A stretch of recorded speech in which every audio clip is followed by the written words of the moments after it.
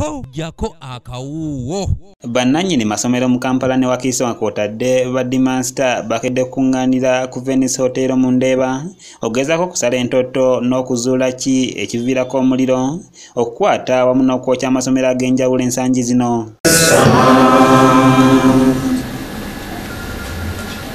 Omukolo guno gwetabiddwako ne b'ofiisa ba poliisi mu kitundu kino nga bano nno babadde bazze okubuulira bye bazuula ku bisinga okuvaako omuliro mu masomero ag'enjawulo na butya bwe bayinza okwongera okukiziyiza. Ziza omuliro mu masomero si kya muntu omu, kya abakulira amasomero bennyini, ky'abaana ab'amasomero ago, kyafa abazadde era ne kya buli Munnayuganda yenna ng'abaliraanwa b'asomero eryo.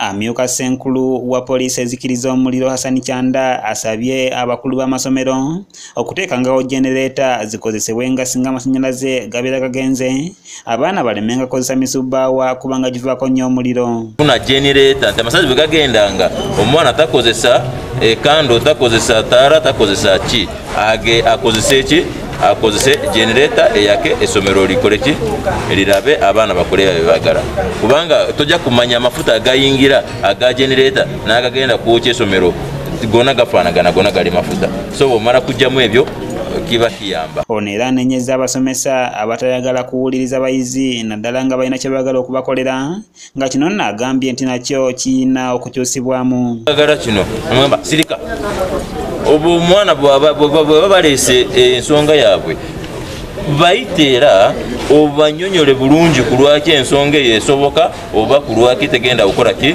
tegenda kusoboka, era kyekisi ku baana bokka.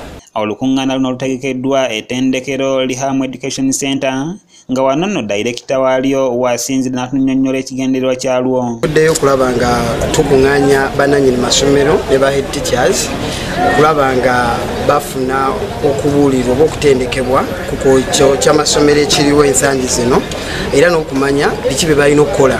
Ensonga lwaki tukwataganya wamu ne Uganda Police Force Department y'omuliro ne bajja ne babeera nga bakola omulimu gw'okusomesa ba directors. Abasomesa abeetabye mu lukuŋŋaana luno bawadde endowooza zaabwe wamu n'okuwa amagezi singa baba nga bakwetangira omuliro mu masomero ag'enjawulo. Uganda Police tusifikira abakiise okuva ku Fire Department ne badirector okuba bagumiikiriza ne basomesebwa era wenjogerera babiyize era bajja kwongera okuteekamu amaanyi mu kukakasa nti amasomero gaffe gali safe era babimanyi kati wenjogerera bonna babaddewo tweyanze ekibalina okukola ebiseera ebisinga abantu balonda bulonzi bantu namuleeta jangu okuuma essomero oba metro namulonda jamuleze namugamba ddala okuuma essomero, so twandiyagadde abantu abategeera omulimu gwabwe nakyo ekyokukola nkesi ebinjongo ogwogakoze eki.